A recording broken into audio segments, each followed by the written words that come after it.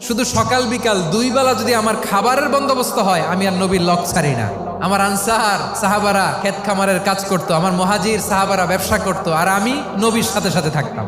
5374টা হাদিস তিনি বর্ণনা করেছেন। সবচেয়ে বেশি হাদিস বর্ণনাকারী সাহাবী আবু হুরায়রা রাদিয়াল্লাহু তাআলা। বিড়ালের বাবা কি করতেন? খালি হাদিস মুখস্থ করতেন। হাদিস প্রিজার্ভেশনের কাজে বিশ্বনবী ওনাকে কাজে লাগিয়েছেন। উনি একদিন বলেন, ইয়া রাসূলুল্লাহ আসমাউ মিনকা কাসীরান ফালা আহফাজু। নবী, অনেক কথা শুনি, আমার মনে থাকে না। বিষ্ণু বললেন, তাই তোমার চাদরটা বিছাও। আবু হুরায়রা বিছালেন। বিশ্বনবী হাত বুলায় দিলেন। এরপরে অনেক হাদিস বর্ণনা করলেন। আবু হুরায়রা বলে, তারপর থেকে বিশ্বনবী যাই বর্ণনা করে আমি শুনি আর একটাও বলি না। এখন সুবহানাল্লাহ। বিশ্বনবী ওনাকে নবীর এই যে লক্ষ্য হাদিস প্রিজার্ভেশনের এই দায় দায়িত্ব দিয়েছেন সাইয়েদনা আবু হুরায়রা রাদিয়াল্লাহু তাআলা।